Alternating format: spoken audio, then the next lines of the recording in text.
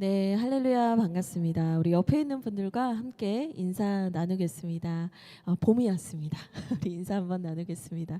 봄이 왔습니다. 잘 오셨습니다. 잘 오셨습니다.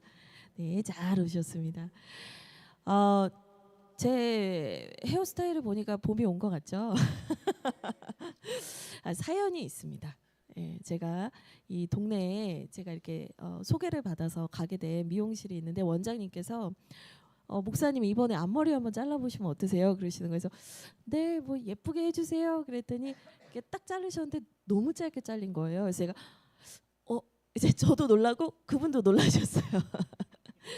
제가 이제 반곱슬인데 그걸 모르고 자르셨다가 이게 점점 말려 올라가는 거예요. 그래서 금방 자라겠죠. 그래서 이제 나왔습니다. 제가 갑자기 귀여워졌죠. 우리 한걸음학교 친구들이 저한테 계속 귀여워 계속 해줘서 감사합니다. 네, 또 이렇게 제가 또 봄을 맞이합니다. 또 우리 문대희 성도님을 뵈니까 제가 반팔 입으신 걸 보고 역시 우리 교회 체력장은 문대희 성도님이시다. 봄이 오고 있어요, 봄이. 예, 근데 이 봄을 맞이하면서 이 그리스도인들에게는 반드시 꼭 마음에 새겨야 하는 절기가 있죠. 예, 사순절입니다. 이 사순절을 영어로 렌트라고 하는데 이 렌트의 어원이 이 봄이라는 뜻이거든요. 교회의 성도들이 역사 속에서 이 봄이 되면 우리가 가장 먼저 기억해야 될 것이 뭐냐? 사순절이다. 예수님의 십자가를 묵상하는 때다라고 여겼다는 거예요. 그래서 그 이름을 렌트, 이제 사순절을 렌트라고 했다라는 거죠. 그래서 저희도 이 사순절을 보내면서 이 봄을 맞은 설레임도 있지만 예수님의 십자가 사랑을 계속해서 묵상해 나가야 합니다. 특별히 저희가 이제 없다 시리즈로 설교를 하고 있죠. 3월은 특별히 없다, 없다 시리즈 설교를 계속해서 연속 설교를 하고 있습니다. 그래서 이제 첫째 주에 여러분 잊으신 건 아니시겠죠? 첫째 주에 혼자서 갈 수 없다. 둘째 주에 예수의 피밖에 없다. 셋째 주에 회개밖에는 없다. 그리고 오늘이 뭐냐면 기도에는 길이 없다. 예. 기도해야 된다. 이 얘기를 하려고 해요. 특별히 이제 최병화 목사님과 제가 1월 달에 신년에 기도원에 가서 이 주하길 교회 성도님들에게 어떤 말씀을 먹이고 흘려보내면 좋을까. 괜찮아요. 여러분, 아기 때 다 저런 거 아시죠? 여러분도 다 그랬던 거 아시죠? 여러분도 여러분 다 어릴 때 한 번씩 끌려나가 봤단 말이에요. 그러니까 지금 우리 교회는 그냥 이 아이와 함께 동행한다. 이게 우리 교회의 정신입니다. 예, 어쨌든 이 없다 시리즈를 계속 설교하고 있는데 1월 달에 저희가 기도원에 가서 목사님하고 사순절 말씀을 준비하면서 이 시리즈 설교를 사실 다 준비했던 거거든요. 근데 없다 시리즈에 사실 저희가 담아냈던 큰 두 개의 정신이 있어요. 그게 뭐냐면 첫 번째는 nothing. 이 없다의 의미가 nothing입니다. nothing. 그러니까 사순절에는 비워야 된다는 거예요. 사순절은 비워내는 시간이라는 거예요. 그래서 우리가 우리의 죄에 대해서도 우리의 모든 경험과 생각에 대해서도 우리의 복잡한 마음에 대해서도 다 내려놓고 비워내고 주님의 음성 앞으로 나아가야 합니다. 그래서 없다 시리즈예요. 두 번째 의미가 또 있어요. 이 없다 시리즈의 두 번째 의미는 뭐냐면 온리예요. 온리. 지금까지 이제 거쳐왔던 설교의 제목을 보시면 아시겠지만 뭐뭐 밖에는 없다. 뭐뭐 외에는 없다. 네. 다음 주 설교 제목은 아시는 분은 아실 텐데 비밀로 남겨두겠습니다. 도대체 뭘 없다고 하실 건가? 두 번째 없다의 의미가 뭐냐면 온리예요. 온리. 그러니까 오직의 의미가 있는 거예요. 그러니까 사순절에는 비워냄과 동시에 정말 중요한 거에 집중하셔야 됩니다라는 의미예요. 우리가 오직 붙들어야 하는 게 무엇인지 여러분 아셔야 합니다라는 거예요. 오늘 이 설교 본문의 말씀은 그럼 뭘까요? 우리가 붙들어야 하는 본질, 우리가 정말 집중해야 하는 것 중에 하나가 뭐냐면 사순절 기간 동안 기도해야 된다는 거예요. 여러분 너무 당연한 말 같지만 사순절에 기도하셔야 됩니다. 이 교회의 영성의 흐름을 타고 가셔야 돼요. 제가 항상 말씀드리지만 교회의 절기는 이 영성의 흐름을 담아내고 있어요. 파도가 칠 때 이 파도를 올라타면 어떻게 돼요? 서핑이 되는 거죠. 파도를 올라타면 쉽게 간다고요. 교회의 절기, 교회의 영성의 흐름을 타고 가면 우리는 내가 혼자 뭔가 막 노력하지 않아도 그 하나님이 이끄시는 성령의 이끄심을 따라서 신앙생활을 할 수 있는 거예요. 차원이 다른 신앙생활로 가는 거거든요. 여러분 사순절에 기도하셔야 돼요. 오늘 이 얘기를 하려고 합니다. 제가 3월 초 제수요일 3월 5일이 시작되기 전에 사실 대체 공휴일이 껴 있었어요. 그래서 그때 사실 저희 남편과 시댁에 다녀왔습니다. 이 설날에도 시댁을 못 갔어요. 이 목회자 아들과 목회자 며느리를 둔 우리 시어머님은 이제 명절 때 사실 정작 명절 때 자녀들 얼굴 보기가 쉽지 않으시거든요. 그래서 이번에 너무 죄송하기도 하고 또 사순절 말씀 로드 시작되면 뭐 도무지 갈 틈이 없어요. 그래서 이제 3월 초에 갔다 온 거죠. 근데 저희 최병화 목사님 그 본가 옆에 시골인데요. 논도 있고 밭도 있는 포항의 시골인데 그 논과 밭 사이에 뭐가 있냐면 기도원이 하나 있어요. 그 아주 큰 기도원이 하나 있는데 이제 어머님께서 거길 지나가시면서 저한테 말씀하시는 거예요.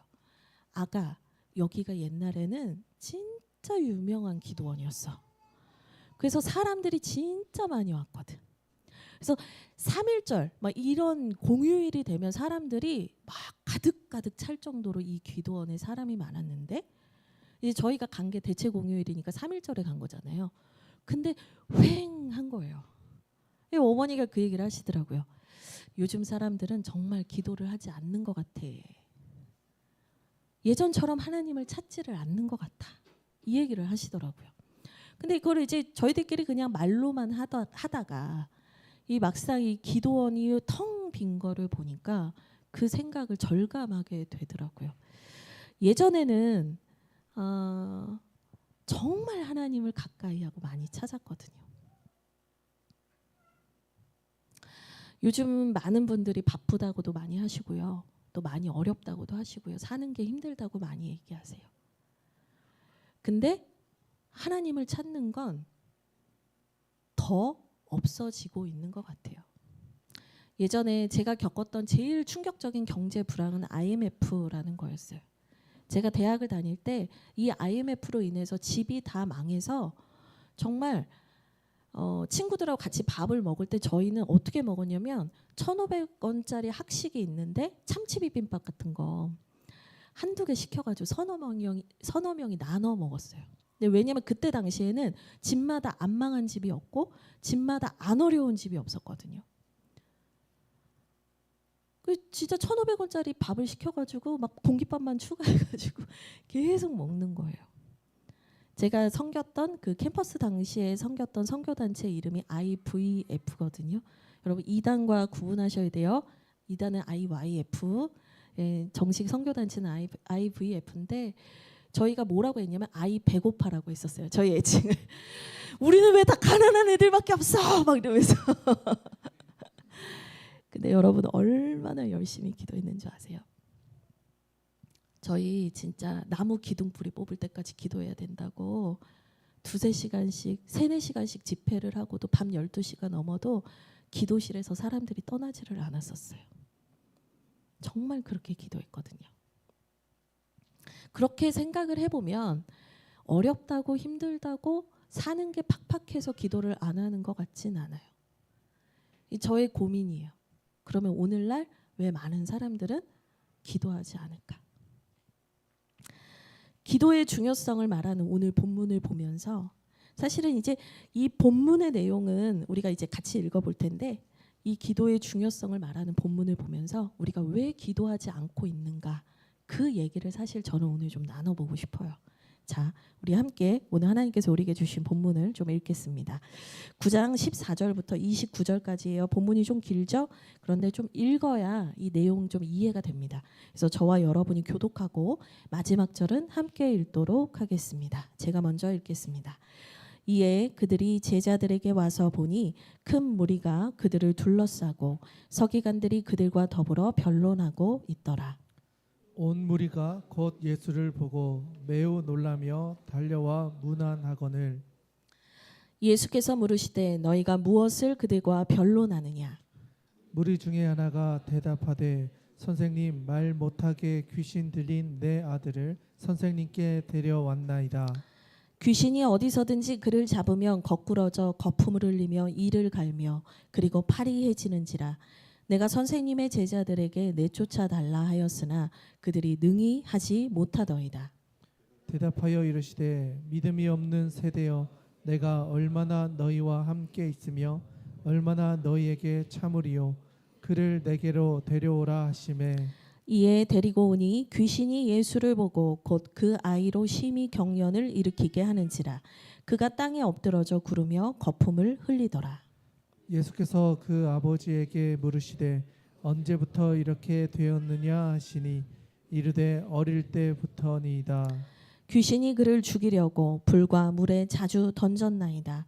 그러나 무엇을 하실 수 있거든 우리를 불쌍히 여기사 도와주옵소서.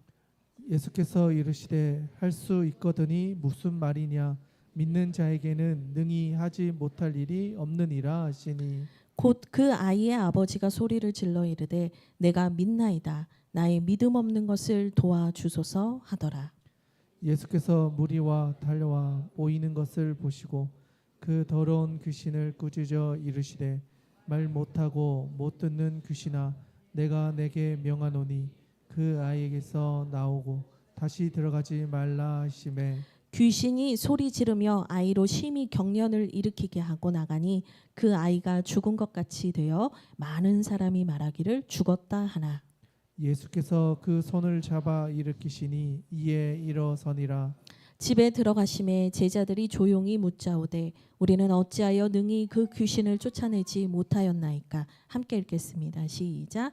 이르시되 기도 외에 다른 것으로는 이런 종류가 나갈 수 없느니라 하시니라. 아멘. 네, 오늘 본문에 대한 간단한 줄거리를 말씀드리고 그 다음에 이제 더 좀 내용을 살펴볼게요. 이 오늘 본문 말씀은 여러분들 이미 다 읽으셨지만 귀신 들린 아이를 데려오는 한 아버지가 이 아이를 고치고 싶어서, 이 아이가 정말 여러 번 죽을 뻔한 너무나 큰 위기를 겪었기 때문에 이 문제를 해결해 주실 분은 예수님밖에 없다. 정말 이 문제를 해결해 주실 분은 예수님밖에 없지 않을까, 이런 기대를 가지고 이제 주님을 찾아왔던 거죠. 근데 주님께서 잠시 자리를 비우신 사이에 이 제자들이 이 아이를 고치려고 했지만 되지 않습니다. 그래서 이 일로 인해서 이 제자 그룹과 서기관, 그러니까 예수님을 항상 쫓아다니면서 따라다니면서 예수님을 공격하는 이 종교 지도자였던 서기관 그룹이 논쟁이 붙은 거예요. 그래서 막 싸우고 있는데 주님께서 오셔서 왜 싸우냐라고 하시면서 나에게 데려오라 말씀하시고 그 아이를 고쳐주셨다는 거예요. 그러면서 주님께서 아주 중요하게 하시는 말씀이 뭐냐? 기도 외에는 이런 유가 나갈 수가 없다. 그러니까 기도 외에는 이렇게 심각한 문제들을 고칠 방법이 없다. 해결할 수 없다라고 얘기를 하셨다는 거예요. 그러니까 기도의 중요성을 말씀해 주시는 본문인 거예요. 이 기도의 중요성, 기도해야 된다라는 얘기를 하는데, 그럼 여러분 이 말씀을 하셨다는 건 뭐예요? 오늘 이 사건에 연루된 모든 사람들은 기도를 했다, 안 했다? 안 했다는 거예요. 그러니까 기도의 중요성, 정말 기도만이 우리를 살린다라는 메시지와 더불어서 그런데 너희는 왜 기도를 안 하는지 주님이 그것 또한 얘기를 하고 있다는 거예요. 그래서 오늘 이 본문 안에서는요, 기도의 중요성이 선포된과 동시에 기도하지 않는 세 가지 유형의 사람들이 등장을 하고 있다는 거죠. 이 첫 번째 유형이 있습니다. 첫 번째 유형이 누구냐면 서기관 그룹이에요. 이 서기관은요, 여러분들이 아시는 분들도 계시겠지만 유대 종교 지도자들 중에 하나인데, 서기관, 그러니까 기록하는 사람이라는 거예요. 뭘 기록하냐? 주님의 말씀, 성경을 기록하는 사람이래요. 성경을 기록만 하는 게 아니라 연구도 하는 사람이었어요. 그러니까 쉽게 말하면 성경에 해박한 사람이에요. 성경에 능통한 사람이에요. 성경을 정말 잘 아는 사람이었다는 거예요. 그런데 여러분, 이 서기관이요, 14절 오늘 본문에선 어떻게 나오냐면 서기관들이 그들과 더불어 변론하고 있었다. 이 변론했다라는 단어를 헬라어 원문으로 보니까요. 이제 좋게 말해서 그냥 이야기를 나눴다라는 뭐 이런 식으로 해석하는 거지, 사실 원문의 뉘앙스를 살리면 장난 아니게 말싸움하고 있었다. 엄청나게 격렬한 토론을 하고 있었다. 이 얘기거든요. 성경에 대해서 너무나 잘 아는 사람들인데 14절을 보니까 그들은 논쟁을 만드는 사람들이요. 다툼과 따지는 일에 능한 사람들이에요. 여러분, 이게 말해주는 게 뭐냐면 기도하지 않는 사람들 중에 아는 것은 많은데 따지는 것은 잘하는데 정작 기도는 안 하는 사람들이 훨씬 많다는 거예요. 왜 그럴까 생각을 해봤어요. 그랬더니 서기관들은요, 자신이 다 안다고 생각해요. 나는 다 알고 있다고 생각해요. 내가 다 알고 있다고 생각하는 사람은 기도하지 않아요. 여러분, 내가 모른다, 내가 부족하다, 난 너무 연약하다라고 말하는 사람이 하나님께 엎드려서 기도하는 거거든요. 이들은 안다고 생각하는 거예요. 여러분, 제가 신기해서 한번 찾아봤어요. 도대체 서기관들이 여기서만 논쟁을 하는 것인가 궁금해서 마가복음 전체를 찾아봤거든요. 근데 서기관이 언급이 안 되는 장이 4, 5, 6장과 13장밖에 없어요. 마가복음 1장에서 16장까지 서기관이 다 나와요. 근데 계속 예수님한테 시험하고 시비 걸고 싸워요. 별명을 지어주고 싶어요. 투더리스머프라고. 계속 가는 데마다 분란을 일으킨단 말이에요. 근데 이 4, 5, 6장에서 왜 안 나오는 줄 아세요? 4장과 13장은 예수님의 긴 설교고요. 5장과 6장은 딴 동네 가서 병 고쳐주는 얘기가 나와요. 그러니까 모든 장마다 나와요. 성경을 그렇게 많이 안다라고 하는데 기도하지는 않았다. 내가 다 안다라고 생각하니까. 그런데 여러분, 중요한 게 뭔지 아세요? 이 서기관들은 안다라고 생각해서 기도하지 않았지만 이 서기관들에게 능력이 없었다는 거예요.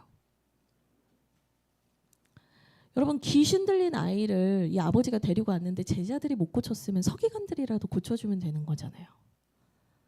근데 고치지는 않고 싸웠단 말이에요. 능력이 없다, 이 말이에요. 이 마가복음 1장 22절, 서기관들이 마가복음에서 처음 등장하는 말씀 구절을 찾아보니까 어떤 말부터 시작하냐면 이 서기관들이 그러니까 예수님이 가르치시는 것이 권위가 있는데 그게 서기관들의 것과는 너무 달랐다, 이렇게 표현이 돼요. 그러니까 이 사람들의 말씀에도 권위가 없었지만 이들이 누군가의 문제를 해결하고 도와줄 수 있는 그 성령의 능력을 덧입은 사람들이 아니었었다는 거예요. 그런데도 불구하고 이들은 내가 다 안다고 생각해요. 기도하지 않아요. 여러분, 근데 문제는요, 어떤 문제 또 어떤 심각한 어떤 어려움들, 이것들을 기도하면서 이겨나갈 수 없는 그런 능력도 없는 사람들이었지만 이분들, 이 서기관 그룹의 진짜 핵심의 문제는 뭐였냐면요, 이들은 안다고는 생각했지만 또 그렇다고 해서 정작 중요한 거는 알지 못하는 사람들이었다는 거예요.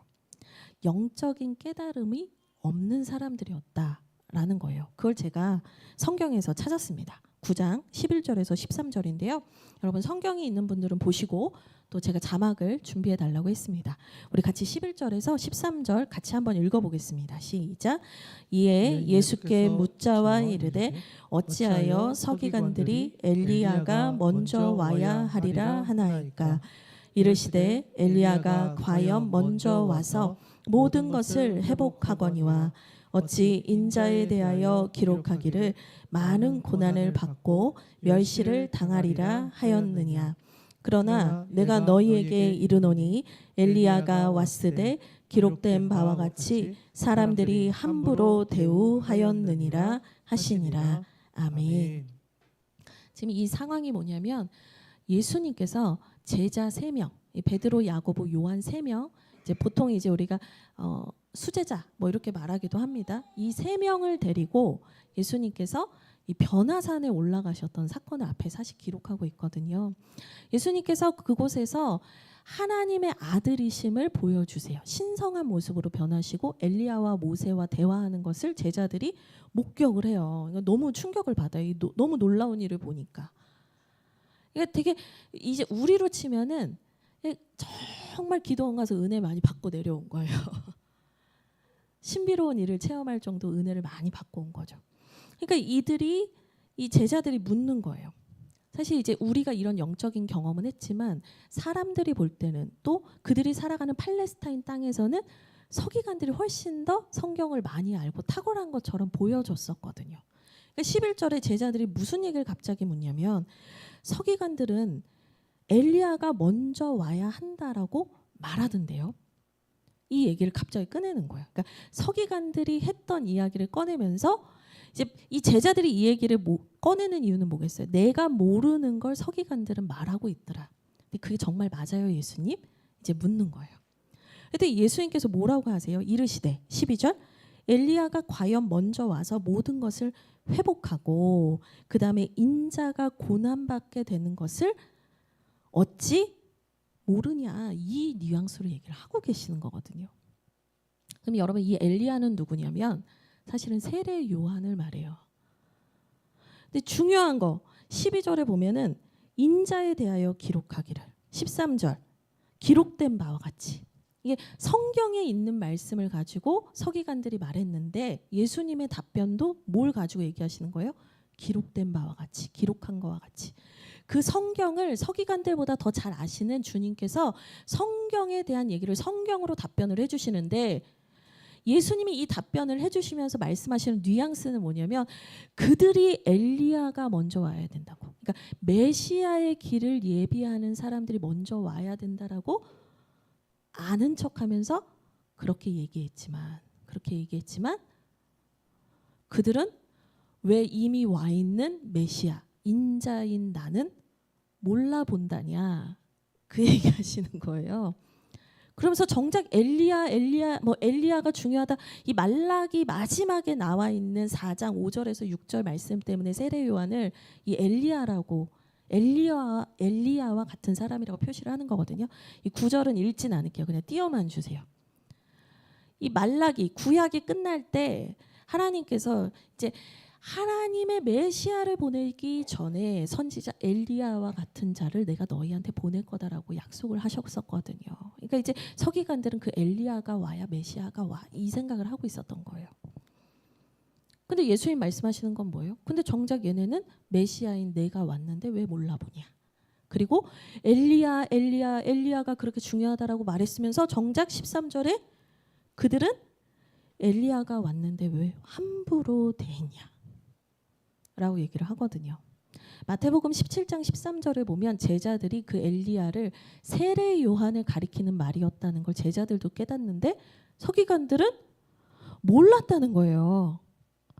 여러분 서기관이 정말 성경을 많이 알고 잘하는 사람인데 다 아는 것처럼 얘기했는데 진짜 정작 알아야 되는 가장 중요한 걸 몰랐다는 거예요. 말씀이신 예수님은 몰랐다는 거예요. 다 안다고 생각하기 때문에 교만해서 하나님을 찾지도 않고 하나님의 은혜를 구하지도 않는데 그 기도하지 않는 사람들이 깊은 곳을 보니까 예수님을 몰랐다 이 말이에요. 진짜 알아야 되는 걸 모른다는 거예요. 그래서 여기저기 가서 자신의 지식을 자랑하고 다툼은 일으키는데 정작 예수님을 모르니까 기도는 하지 않았다. 이 말인 거예요. 여러분 오늘날에도 교회 안에 우리 안에 이런 모습이 있습니다. 남을 지적할 게 없습니다. 내 안에 이런 모습이 있습니다. 다 안다고 착각하면서 교만해져서 우리가 기도하지 않는 우리의 모습을 보게 돼요. 여러분 진짜 주님을 알게 되면요. 기도를 쉬는 죄를 범할 수가 없어요. 이 사무엘 선지자의 말처럼 기도하는 것을 쉬는 죄를 범할 수가 없다니까요. 정말 영적인 세계를 알고요. 정말 하나님의 말씀을 깊이 있게 알기 시작하면요. 기도를 쉴 수가 없는 거예요. 기도의 능력을 아는데 어떻게 쉬겠어요? 내가 기도의 그 방어선을 지키지 않으면 우리 가정이 무너지고 우리 교회가 무너지는데 어떻게 기도하지 않냐고요. 다 안다고 생각하는 거 여러분 그게요. 정작 알아야 될 것을 모르면서 다 한다라고 생각하는 그 마음이 기도를 막습니다. 여러분 제가 그래서 이럴 때 우리에게 필요한 마음이 뭐냐, 이럴 때 우리에게 필요한 마음이 뭐냐, 다 안다고 착각하면 교만해져서 기도하지 않는 상황이라면 어떻게 해야 되는가, 그 밑에 줄 같이 읽겠습니다. 같이 읽겠습니다. 시작. 아는 것이 능력이 되기를 소망하며 기도하세요. 네. 하나님의 나라는 말에 있지 아니하고 능력에 있잖아요. 진짜 알아야 되는 걸 알게 해주세요. 기도하셔야 돼요. 예수를 알되 깊이 알게 해주세요라고 여러분 기도하셔야 돼요. 그리고 그것이 나의 능력이 되기를 원합니다라고 우리는 기도해야 합니다. 이제 또 두 번째 그룹이 나옵니다. 두 번째 그룹은 어떤 그룹이냐면 무리예요. 무리. 네. 무리 그룹이 등장을 합니다. 이 무리는 누구냐면요. 14절을 먼저 같이 보세요. 14절을 보니까 제자들에게 와서 이제 예수님이 와서 보니까 큰 무리가 그들을 둘러싸고 있었다. 그러니까 이 무리는 어떤 사람이냐면 서기관들과 제자들의 이 싸움을 이제 둘러싸고 구경하고 있었다 이 말이에요. 제자는 아니다. 이건 분명히 아시겠죠? 또 15절을 보니까요. 온 무리가 곧 예수를 보고 매우 놀라며 달려와서 문안했다. 그러니까 이 무리는 예수님이 누군지는 안다 이 말이에요. 인사도 하는 사이예요. 근데 예수님의 제자는 아니다. 그러니까 피상적인 관계에 머무르는 사람들이에요. 근데 25절을 보고 제가 깜짝 놀랐어요. 25절에 보니까 무리가 어떻게 표현되어 있냐면 예수께서 이제 귀신 들린 아이를 막 고치는 상황이 됩니다. 그랬더니 25절에 무리가 달려와 모이는 것을 보시고, 그러니까 이제 막 싸움 중에 제일 재밌는 막 이렇게 막 논쟁하는 거 막 이런 것도 이제 재밌게 관객처럼 이렇게 지켜보고 있었는데 예수님이 사람을 고치는 그 기적의 순간은 더 재밌는 거예요. 달려오는 거예요. 저기다 저기 뭐 이러면서 막 달려가는 거예요. 이 사람들이 반응하는 건 뭐냐면 퍼포먼스예요. 예수님과의 진짜 관계도 없고 피상적인 관계에 머물러 있는데 이분들이 이 무리 그룹이 바라는 건 뭐냐면 우와 놀랄만한 일, 와 신기한 일, 오 내가 바랬던 일, 내가 원하는 게 성취되는 것 같은 일. 여기에 이제 이 무리들은 빠르게 반응하면서 그거를 쫓아다니는 사람들이라는 거예요. 관객입니다. 누가 더 힘이 세냐, 누가 더 말을 잘하냐, 누가 더 능력이 있냐를 평가하고 있어요. 여러분 무리의 특징이 진짜 뭐냐면 힘센 쪽을 따라가게 돼 있다는 거예요. 옳고 그름이 상관없어요. 힘센 쪽을 따라가요. 더 나에게 좀 더 자극적인 퍼포먼스를 주는 사람에게 따라가게 돼 있어요. 힘센 사람이 우리 편입니다. 이기는 편 우리 편. 이게 무리예요. 여러분 저는요 이걸 오늘날 우리가 살아가는 삶에서 어떻게 적용할 수 있을까 고민을 했는데 결국에 이게 뭐냐면 하나님만이, 그러니까 주님만이 내 문제를 고치시고 해결해 주시는 분입니다라는 신앙 고백 없이 이 문제는 점집 가고 이 문제는 교회 가고 이 문제는 절에 가는 분들을 말하는 거구나라는 걸 알게 됐어요. 관객처럼 제자 그룹에 들어오진 않고 지켜보고 있다가 이 문제는 점집이 좋겠어, 이 문제는 교회가 좋겠어, 이 문제는 절로 가는 게 좋겠어. 내 필요와 원함에 따라서 내가 믿을 대상과 내가 따라갈 대상을 결정하는 신앙인들과 매우 유사하다는 생각을 했어요. 핵심은 뭐냐면 예수님만이 유일한 답이라고 생각하지 않는 그룹이라는 거예요. 그걸 잘 보여주는 표현이 있어요. 17절 한번 보시겠어요? 우리 17절 같이 읽겠습니다. 시작. 무리 중에 하나가 대답하되 선생님 말 못하게 귀신 들린 내 아들을 선생님께 데려왔나이다. 지금 이 9장 17절 말이 뭐냐면 귀신 들린 아이의 아버지의 말이거든요. 근데 이 아버지를 성경에서는 뭐라고 표현하는지 앞을 보세요. 무리 중에 하나가 대답하되. 지금 이 아이가 중내산해하는 이 큰 문제를 겪고 있는 이 아버지를 성경은 무리 중에 하나라고 표현하고 있잖아요. 이 아버지는 어디에 속한 사람이었다는 거예요? 무리요. 그래서 제가 말씀드렸죠. 무리의 특징이 이기는 편 우리 편. 그럼 이 아버지는 진짜 예수님만이 나를 고쳐주실 수 있는 분입니다라는 절박함을 가지고 오신 거예요? 아니면 이분이 이 문제는 해결할 수 있을까? 해결하나 보자 이 마음으로 온 걸까요? 저는 후자였다고 생각해요. 그게 성경에 더 정확하게 나와 있어요. 22절 보세요.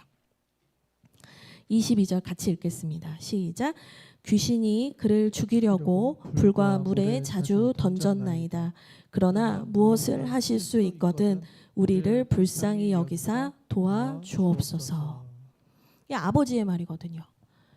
귀신이 내 아들을 죽이려고 그렇게 괴롭혔습니다. 그런데 주님, 무엇을 하실 수 있거든 도와주세요. 라고 얘기한다는 거예요. 주님만이 도우실 수 있습니다. 저 주님 아니면 죽습니다. 이게 아니에요. 하실 수 있거든 도와주세요. 간절해 보이는 것 같은데 간절하지 않아요. 예수님이 해결을 못하면, 제자들이 해결을 못하고 예수님도 해결을 못하면 딴 데 찾아가실 분이에요. 지금 예수님만이 유일한 구원자라는 생각이 없어요. 여러분, 지금 제가 이 말씀을 묵상하면서 정말 그 뉘앙스를 제가 이렇게 표현해 볼게요. 그러니까 이분이 어떤 식으로 지금 이 할 수 있거든. 22절을 말하는 거냐면 도와주시면 좋겠는데 당신의 능력을 좀 내 앞에서 증명해 보여주세요 라는 뉘앙스가 더 강한 거예요. 당신이 이 문제를 해결해 줄 수 있는 신이라는 걸 나에게 증명해 보이라는 거예요.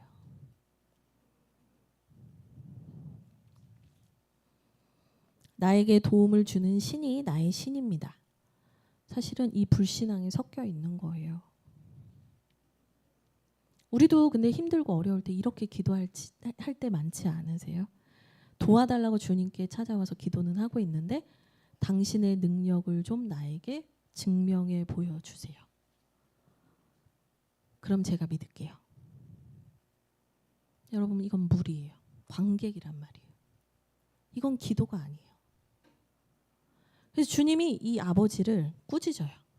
감사하게도 오늘 본문에서 이 아버지가 이대로 이제 사라지는 게 아니라 주님께서 이 아버지를 꾸짖으세요. 그리고는 이 아버지가 이 꾸짖음을 듣고 나서야 비로소 제대로 된 기도를 처음으로 하게 돼요. 23절과 24절이에요. 같이 읽어보겠습니다. 시작. 예수께서 이르시되 할 수 있거든이 무슨 말이냐. 믿는 자에게는 능히 하지 못할 일이 없느니라 하시니 곧 그 아이의 아버지가 소리를 질러 이르되 내가 믿나이다. 나의 믿음 없는 것을 도와주소서 하더라. 아멘. 예수님이 꾸짖는 거예요. 할 수 있거든이 무슨 말이냐. 너는 오직 주님께만 구원이 있다는 걸 믿지 않는구나. 믿는 자에게는 능히 하지 못할 일이 없다. 주님이 꾸짖으세요. 그러니까 이 아버지가 그때야 비로소 소리를 치며 외칩니다. 내가 믿나이다. 나의 믿음 없는 것을 도와주소서. 주님만이 저를 도와주실 수 있고요. 주님만이 제 문제의 해답이 되어주실 수 있습니다. 주님만이 제 아들 살려주실 수 있습니다. 주님 도와주세요. 나의 믿음 없음을 불쌍히 여겨주시고 도와주세요. 앞에도 도와달라고 했었어요. 근데 할 수 있거든. 근데 지금 도와주세요는 뭐예요? 내 믿음 없음을 고쳐서라도 주님, 저는 주님만 믿을 테니까 저 좀 고쳐주세요라고 얘기하고 있는 거예요. 여러분, 이게 진짜 기도예요. 이 아버지가 처음으로 진짜 기도를 한 거예요.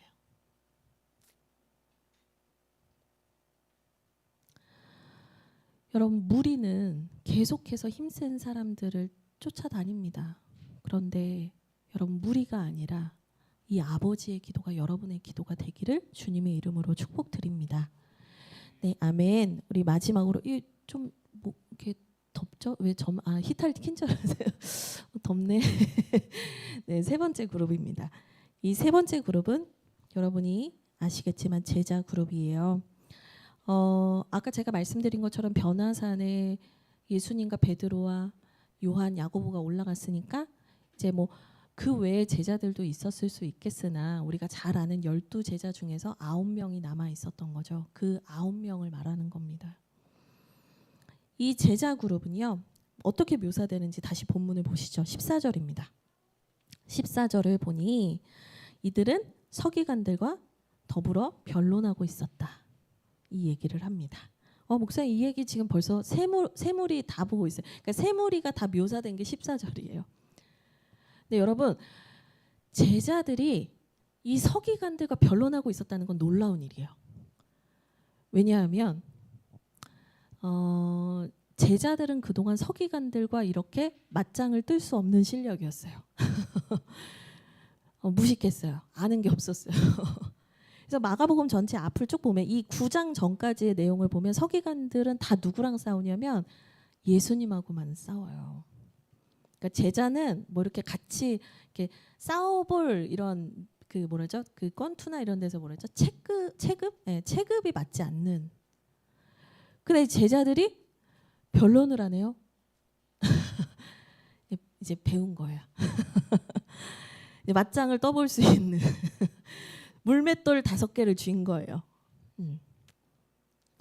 근데 18절을 보니까 우리 같이 18절은 한번 읽어볼까요? 읽겠습니다. 시작.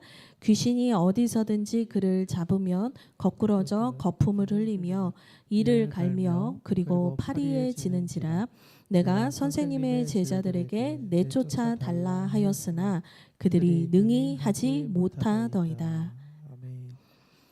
제자를 어떻게 묘사하고 있냐면 귀신을 쫓지 못했다. 그들이 능히 하지 못했다. 능력이 없었다는 거예요. 여러분 그러면 서기관도 아는 건 많았는데 능력이 없었죠. 제자도 아는 게 생겼는데 능력이 없는 상태. 똑같은 거예요. 똑같은 거. 그럼 서기관 그룹이랑 제자 그룹이랑 똑같이 봐야 되지 않습니까? 생각할 수 있는데 그렇지 않아요. 왜냐하면 마가복음 6장 7절과 13절을 보면 제자들이 예전에 귀신을 쫓았어요. 보시죠. 6장 7절 13절 띄워주세요. 같이 읽어보겠습니다. 시작. 12제자를 부르시니 둘씩 보내시며 더러운 귀신을 제어하는 권능을 주시고 13절도 읽겠습니다. 시작. 많은 귀신을 쫓아내며 많은 병자에게 기름을 발라 고치더라. 아멘. 제자들이 뭐 했대요?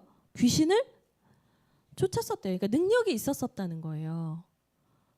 그러면 여러분 서기관과는 원인이 다른 거예요. 증상은 똑같은데 원인이 다른 거예요. 왜 우리가 의사 선생님들이 치료하실 때 둘 다 기침을 하는데 한 명은 폐가 안 좋아서 기침을 할 수 있고 한 명은 목이 안 좋아서 기침을 할 수 있는 거거든요. 원인이 다르단 말이에요. 서기관들과 지금 제자 그룹이 동일한 선상에 있는데 원인이 달라요. 그 원인이 어떻게 다르냐를 아셔야 돼요. 그 원인이 28절에 나와 있습니다. 같이 오늘 본문 말씀 28절 9장 28절 읽겠습니다. 시작. 집에 들어가심에 제자들이 조용히 묻자오되 우리는 어찌하여 능히 그 귀신을 쫓아내지 못하였나이까. 이 제자들의 물음에 그 원인이 있는 거예요. 그러니까 우리가 왜 귀신을 못 쫓아낸 거예요? 라고 묻는 거예요. 근데 이제 조용히 물었다. 제자들도 부끄러웠다. 민망했다. 수치스러웠다. 이거예요. 근데 이제 왜 우리가 귀신을 못 쫓아낸 거죠? 마가복음 6장을 모르면 그냥 기도를 덜 했나 봐. 이렇게 적용이 될 수 있는데 마가복음 6장을 보면 귀신을 쫓았었거든요. 그러니까 지금 이 제자들이 묻는 이 질문도 뭐냐? 전에는 됐는데 지금은 왜 안 되는 거예요? 라고 묻는 거예요. 하늘의 신령한 능력이 하나님이 나에게 주신 은사가 나에게 한번 왔으면 그 은사는 계속 있어야 되는 거 아닙니까? 라고 묻는 거예요.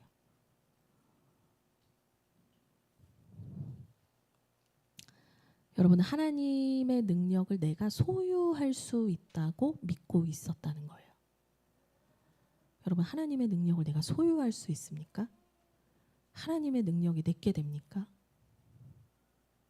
하나님의 능력은요, 하나님을 사랑하고 하나님을 섬기는 사람들에게 하나님께서 그를 통로로 사용하셔서 부어주시는 하나님의 능력인 거지 절대로 나의 능력이 아니에요.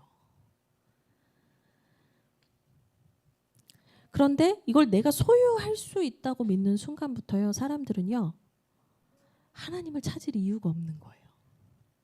내가 능력자인데 누굴 찾아요? 이 제자들이 왜 소유하고 싶었을까 생각해 보면 멋있잖아요. 언제가 딱 기도해 주면 병 낫고, 언제가 딱 기도해 주면 사람들이 막 괜찮아지고, 그 능력 소유하고 싶을 거 아니에요. 내 명예와 내 인정과 내 가치를 올리고 싶어서 성령의 능력도 소유할 수 있다고 믿게 되는 거예요. 제자들이 지금 그 기로에 있었던 거예요. 그 성경에 보면 이 성령의 능력을 자신이 개인적으로 소유할 수 있다고 믿었던 또 다른 사람들이 있어요. 이 사도행전 8장에 나오는 시몬이라는 사람인데요. 제가 성경을 좀 찾아왔습니다. 우리 하나씩 띄워주시면 같이 읽겠습니다. 시작. 그 성에 시몬이라는 사람이 전부터 있어 마술을 행하여 사마리아 백성을 놀라게 하며 자칭 큰 자라 하니. 그러니까 원래 마술사였어요. 이 사람이 이 마술사였는데 13절입니다. 읽겠습니다. 시작. 시몬도 믿고 세례를 받은 후에 전심으로 빌립을 따라다니며 그 나타나는 표적과 큰 능력을 보고 놀라니라. 시몬도 이제 회개한 것 같아요. 세례도 받았다잖아요. 그래서 막 빌립 집사님 따라다니면서 막 어떻게 이렇게 놀라운 일이 막 따라다니면서 놀랐다 이거예요. 18절 19절입니다. 같이 읽겠습니다. 시작. 시몬이 사도들의 안수로 성령 받는 것을 보고 돈을 들여 이르되 이 권능을 내게도 주어 누구든지 내가 안수하는 사람은 성령을 받게 하여 주소서 하니. 믿고 세례받은 것까지는 좋았는데 이 사람 안에 야망이 생긴 거예요. 그 하나님의 능력을 내가 소유하고 싶다. 그러니까 돈으로 살 수 있게 해달라는 거예요.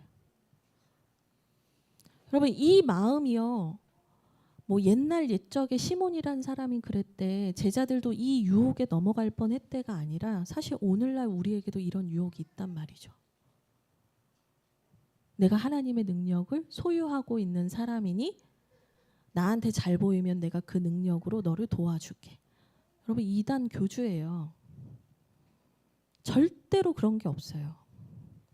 이 제자들이 그 위기로 넘어가고 있었던 거예요. 밑에 보시면 9장 33절부터 이 제자들이 상태가 안 좋았다는 걸 계속 보여줘요.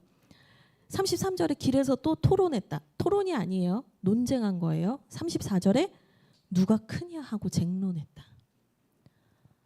그러니까 내가 더 명예롭고 내가 더 뛰어나고 내가 더 탁월하고 내가 더 하나님과 가깝고 내가 더 잘난 사람이라는 걸 보이고 싶어서 이 사람들이 싸우고 있어요. 후문맥을 보면. 여러분, 내가 주님의 능력을 소유할 수 있다고 믿는 사람들은요, 결과만 중요하고 사람들에게 보여지는 게 중요하지 기도하지 않아요. 근데 여러분 분명히 아셔야 돼요. 하나님의 능력은 관계 안에서 부어지는 거라는 거예요. 하나님과의 진짜 관계 안에서 하나님이 나에게 그 은혜를 주셔서 나를 고치시기도 하시고 누군가를 고치시기도 하시는 거예요. 관계 안에서 그것들은 흘러갑니다. 문제 해결이 중요한 게 아니에요. 그 주님과의 관계 안에서 병이 낫기도 하고 문제가 해결되기도 하는 거지. 문제가 해결되고 결과가 있으면 주님과의 관계는 뭐 없어도 아무 상관없다. 이건 잘못된 믿음이라는 거예요. 우리가 실제로 그렇잖아요. 내 문제가 해결되고 내 고통이 해결되면 주님을 찾아요, 안 찾아요? 여러분, 이걸 우리가 너무 당연하게 얘기하면 안 되는 거예요. 문제 해결됐으니까 기도 좀 쉬어야지. 기도를 쉬다니요. 문제가 해결돼서 문제가 너무 고통스러워서 주님 앞에 기도하러 나갔다가 그 문제 해결되고 그 주님 알게 돼서 그 주님 사랑하게 돼서 그 문제 해결과 상관없이 주님께 기도하는 인생이 돼야죠. 그게 제자란 말이에요. 근데 제자들이 이 유혹을 받았던 거예요. 그러니까 우리가 주님과 가깝다 내가 은사 있다 능력 있다라고 말하지만 기도하지 않으면 부끄러움을 당하게 돼요. 오늘날 교회가 세상을 통해서 받는 욕이 이거예요. 주님과 가깝다 하는데 능력이 없어서 수치를 당하고 있잖아요. 뭐냐? 기도하지 않아서예요. 우리 교회가 그 능력 소유하고 있다 이거예요.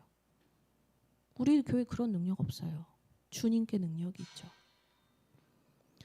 결국엔요, 이 명예와 능력을 소유하려는 것이 아니라 우리의 근원적인 갈망이 주님을 사랑하고 주님과 가까워지기를 원해야 돼요.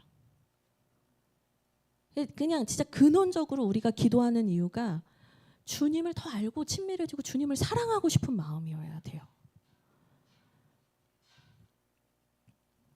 그래서 저는 이렇게 생각하는데요. 기도의 절정은 이유 없는 기도예요. 아무 이유가 없는데 주님 저 왔어요. 왜 왔어? 그냥요. 주님 보고 싶어서요. 주님 사랑해서요. 여러분 이게 기도의 절정이란 말이에요. 제가 그 문구를 드린 게 있죠. 하나님의 능력이 내 것이라고 생각하고 명예와 결과만 추구하는 사람은 기도하지 않아요. 우리가 어떻게 기도해야 될까요? 같이 읽겠습니다. 시작. 하나님 한 분을 사랑하기 때문에 아무런 이유가 없어도 기도하세요. 여러분 기도하셔야 돼요. 그냥 주님을 더 깊이 알고 사랑하는 게 여러분의 꿈이 됐으면 좋겠습니다. 이제 마치려고 합니다. 우리가 서기관처럼 안다고 자랑하지만 정작 알아야 될 것은 모르는 사람일 수 있어요. 우리가 무리처럼 예수님 따른다고 하지만 언제고 힘세고 더 능력 있는 존재를 보면 방향을 틀고 주님을 버릴 수 있는 사람일 수 있어요. 우리가 제자들처럼 오늘의 제자들처럼 명예와 능력은 소유하고 싶지만 주님과의 관계에는 관심이 없는 사람일 수 있어요. 네, 누구든지 간에 이제라도 기도한다면 주님은 우리를 만나주신다는 겁니다. 오늘 말씀 19절에서 이 모든 그룹을 통칭하여서 주님이 이렇게 말씀하세요. 믿음이 없는 세대요. 이 세 그룹을 다 통칭하는 말이에요. 믿음이 없는 세대요. 그때 이 믿음이 없는 세대에게 필요한 기도는 뭐냐? 이 아버지의 기도예요. 나의 믿음 없는 것을 도와주소서. 기도하시면 된다 이 말이에요. 여러분 아는 것이 능력이 되도록 기도하시고 주님만이 나의 문제를 해결해 주시는 분이라는 걸 믿고 기도하시고 이유 없이 그 주님을 사랑하는 기도를 꼭 여러분이 배우시는 사순절 되시기를 주님의 이름으로 축복드립니다. 우리 함께 기도하겠습니다. 먼저 우리가 기도할 것은 사순절인데 그 예수님의 사랑을 정말 깊이 묵상하고 주님의 사랑으로 충만해져야 하는 때인데 우리가 자꾸 다른 것을 보고 있는 것 같아요. 안다고 생각해서 또 다른 것을 언제고 찾아가려고 그리고 내가 하나님의 능력을 이미 소유했다라는 착각 때문에 우리가 주님을 찾지 않는 것 같습니다. 우리 이 시간 회개하며 기도할게요. 주님 나의 믿음 없음을 도와주소서. 우리 같이 이 시간 주여 한번 부르고 기도하겠습니다. 주여 하나님 아버지 우리를 불쌍히 여겨주십시오. 하나님